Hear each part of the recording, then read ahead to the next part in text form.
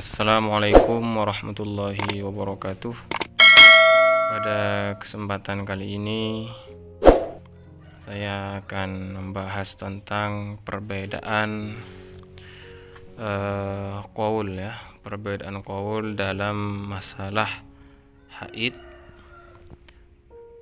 Yang pertama itu adalah qaul menurut qaul sahab ya. Ada qaul sahab. Ada qaul sahab. Yang kedua yaitu ada qaul laqat.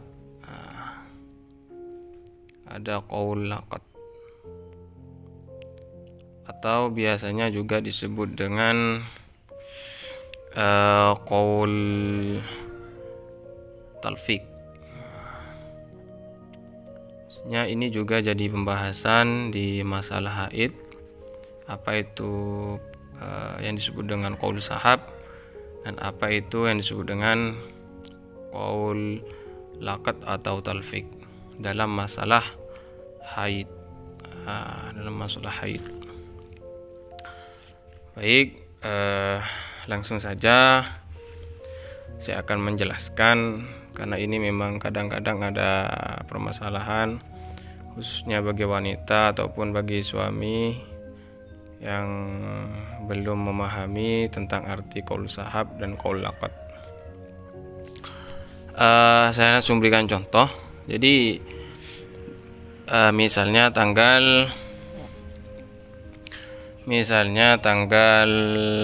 1 pakai Arab saja, 1 sampai tanggal 15 sampai 20 lah ya. Itu 2, 3, 4, 5, 6, 7, 8, 9, 10, 11, 12, 13, 14, 15,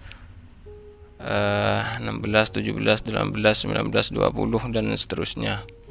3, 4, 6, 7, 8, 9, 10, 11 ini 12, 13, 14, 15, 16, 17, 18, 19, 20.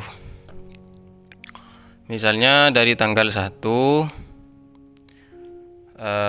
sampai tanggal 4 misalnya.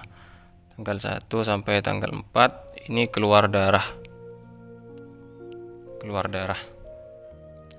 Berarti di sini 4 hari keluar darah. Perjelas, di sini dari tanggal 1 sampai tanggal 4 keluar darah. Kemudian misalnya dari tanggal 5 sampai tanggal 6 ya, 2 hari di sini putus. Jadi 2 hari putus. Jadi 2 harinya putus, artinya tidak mengeluarkan darah. 4 hari mengeluarkan darah. Kemudian dari tanggal 7 sampai 8 misalnya, sampai tanggal 8 ini keluar darah lagi. Berarti ini keluar darah 3 hari. Kemudian dari tanggal 10 sampai misalnya sampai tanggal 12 di sini putus lagi. Di nama 4 tidak keluar, yaitu 10, 11, 12, berarti 3 hari itu putus. Kemudian dari tanggal 13 sampai tanggal 15 ini keluar darah lagi. Berarti 3 hari. Nah, ini ada perbedaan pendapat dalam fikih, khususnya dalam madhab Syafi'iyah, yaitu darah yang keluar 4 hari. Ini menurut qaul sahab ya. Jadi menurut qaul sahab itu adalah darah yang keluar dan yang tidak keluar, yang putus, itu semuanya dianggap haid. Jadi dari tanggal 1 sampai 15 hari Ini semuanya dianggap atau dihitung haid. Ini menurut qaul sahab. Jadi menurut qaul sahab yang 15 hari yang putus ini juga terhitung haid. Jadi dari tanggal 1 sampai tanggal 15 ini tidak boleh atau haram melakukan sholat, juga haram melakukan hubungan suami istri, dan hal-hal yang diharamkan ketika wanita haid. Jadi kalau qaul sahab, sekali lagi, darah yang putus ini juga dianggap haid. Jadi misalnya bagi wanita yang melakukan puasa, kemudian dari tanggal 1-4 itu tidak puasa, tanggal 5-6 berpuasa, kemudian tanggal 7 keluar lagi, maka dari tanggal 5-6 ini dianggap tidak sah karena melakukan puasa dalam waktu haid. Ini menurut qaul sahab. Nah, nanti saya akan jelaskan perbedaan dengan qaul laqtih atau qaul talfik, yang mana pendapat dalam madhab Syafi'i ini yang lebih kuat. Ini qaul sahab. Kalau qaul laqtih, qaul laqat, jadi dari tanggal 1 sampai tanggal 4 ini qaul laqat ya. Ini qaul sahab. Sekarang versi qaul laqat. Menurut qaul laqat atau qaul talfik, dari tanggal 1 sampai tanggal 4 ini haid. Nah, jadi haidnya itu 4 hari yang keluar saja. Jadi qaul laqat ini adalah darah yang keluar yang dihitung haid, kemudian darah yang tidak keluar dihitung suci. Logikanya menurut qaul laqat, kalau logika ini sanggahan kepada qaul sahab, kalau darah yang keluar itu dihitung suci, maka sangat pantas darah yang keluar itu dianggap suci. Jadi kembali lagi di sini darah yang keluar saja menurut qaul laqat. Nah, jadi menurut qaul laqat,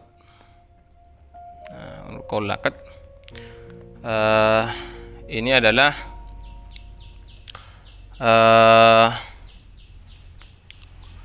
menurut qaul laqat ya. Apa maksudnya? Yang dihitung adalah 4 hari. Kemudian 3 hari tambah 3, 4 tambah 3, kemudian tambah 3, berarti haidnya 10 hari. Kemudian yang putus yaitu selama berapa hari di sini, yaitu 2 hari. Kemudian di sini adalah 3 hari, berarti 10 hari haid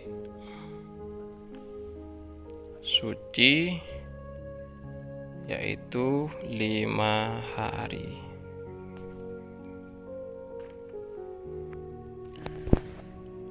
Jadi menurut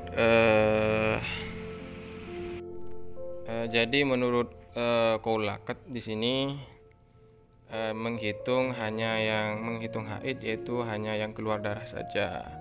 Jadi masa-masa putus ini dianggap suci. Kemudian di sini apa pengaruhnya kepada hukumnya? Hukum sholat pada yang putus 2 hari ini wajib sholat. Ini juga yang putus, mana lagi yang putus ini wajib sholat.